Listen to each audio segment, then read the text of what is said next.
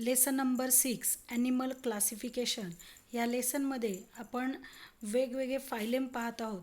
याच्यामध्ये मागचा आपण जो फायलेम पाहिला होता तो पोरीफेरा होता. आणि या प्रत्येक फायलेमचे आपल्याला कॅरेक्टर्स ऑब्झर्व करायचे. त्याचे नोट्स लिहिताना त्याचे कॅरेक्टर्स हे लिहिले गेले पाहिजेत विथ डायग्रॅम. हे लक्षात घ्या. आता पुढचा जो फायलेम आहे तो सिलेंट्राटा आहे. सिलेंट्राटामध्ये उदाहरण हे कायम हायड्रा याचं लक्षात ठेवायचं, म्हणजे आपल्याला अवघड पडत नाही आणि पॉईंट्ससुद्धा लक्षात राहतात.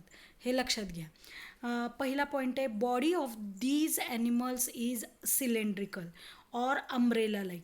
लक्षात घ्या, याचं शरीराची ही रचना एकतर सिलेंडरसारखी असते. सिलेंडर बघा इथे हायड्रामध्ये दिसते, आणि नाही तर मग त्याची अम्ब्रेलासारखी असते. हे बघा सी ॲनिमिओन जो दिसतोय हा अम्ब्रेलासारखा आहे. त्याचे टेट्रॅकल्स असे पसरलेत छत्रीसारखे. अशा पद्धतीने तो दिसतो. If it is cylindrical it is called polyp. लक्षात घ्या, जर त्याचा आकार सिलेंडरसारखा दिसतोय म्हणजे हायड्रा, तर त्याला पॉलिप असं म्हटलं जातं. And if it is umbrella like called medusa. तर याचं जे मोड्युसा याच्यासारखा तो दिसून येतोय. सी ॲनिमोन जो आहे तो त्या प्रकारामध्ये अम्ब्रेला छत्रीच्या आकारामध्ये याच्यामध्ये दिसतोय, म्हणून त्याला मेडुसा असं म्हटलं जातं. Most of these animals are marine. लक्षात घ्या, याच्यामधले कित्येक प्राणी हे बऱ्यापैकी पाण्यात राहणारे आहेत, समुद्रामध्ये असतील. Only few are fresh water dwellers. लक्षात घ्या, याच्यामध्ये समुद्रामध्ये जास्त बऱ्यापैकी राहतात, पण काही काही प्राणी हे आपल्याला गोड्या पाण्यामध्ये पण आढळून येतात. Body of these animals is radially symmetrical or diploblastic. लक्षात घ्या, यांच्या शरीराची रचना ही रॅडियल सिमेट्रिकल अशी आहे, आरीय सममित आहे. लक्षात घ्या, आरीय सममित म्हणजे बऱ्यापैकी एकाच लाईनमधून त्याची दोन समान भाग होऊ शकतात.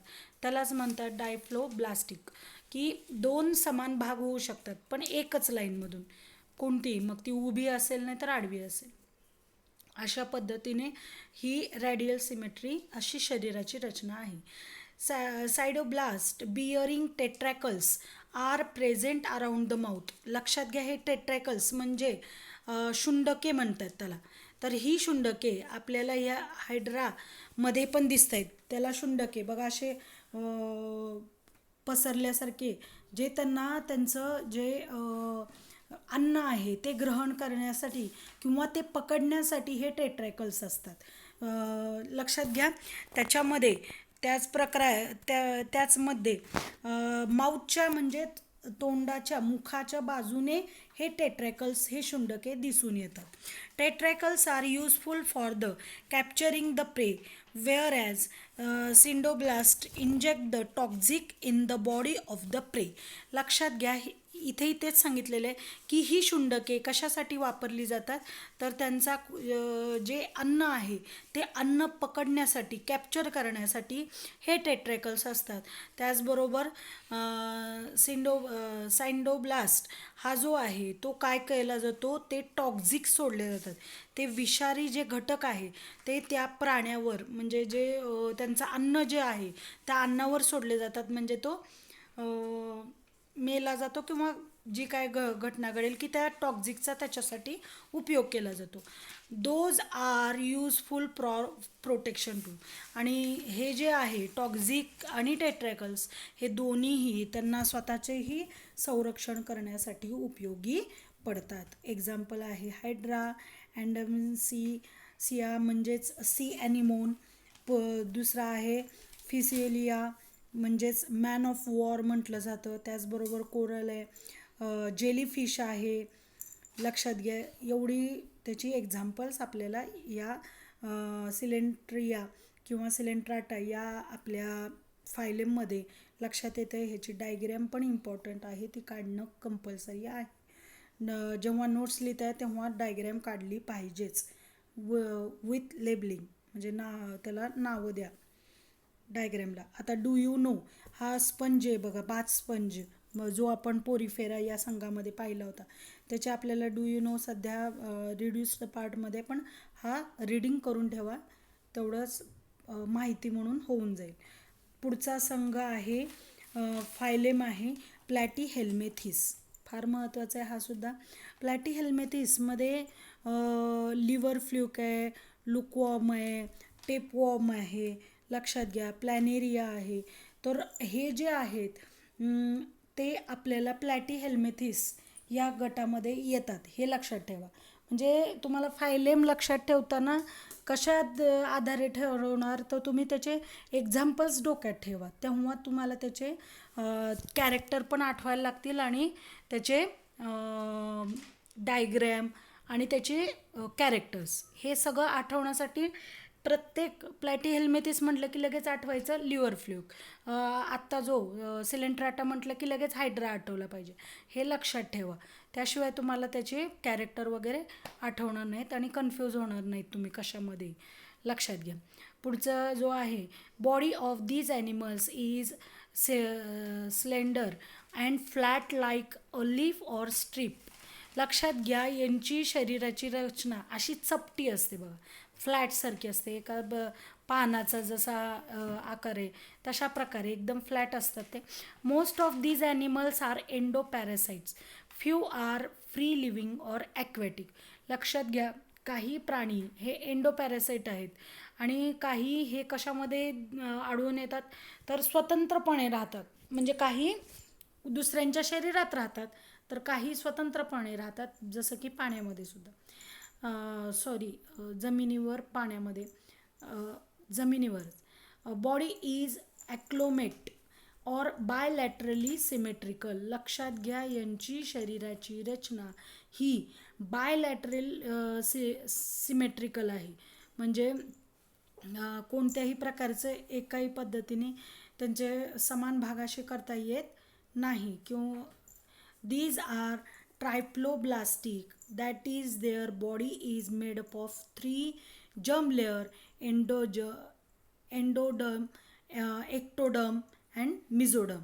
लक्षात घ्या, ट्रायफ्लोब्लास्टिक मागची जी होती तो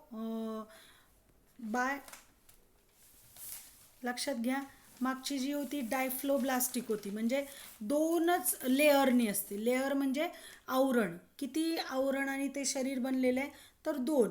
आणि हा किती आवरणाने बनलेला आहे, तर 3 आवरणाने बनलेला आहे. एक आहे एंडोडर्म, एक्टोडर्म आणि मिझोडर्म. एंडोडर्म म्हणजे बाहेरील आवरण, एक्टोडर्म म्हणजे आतील आणि मिझोडर्म म्हणजे मधला भाग, हे त्याच्यामध्ये आहे. These animals are hermaphrodites, that is male and female reproductive system are present in same animal body. म्हणजे हे कशा पद्धतीने आहेत, हाच मेल आहे आणि हाच फिमेल पण आहे.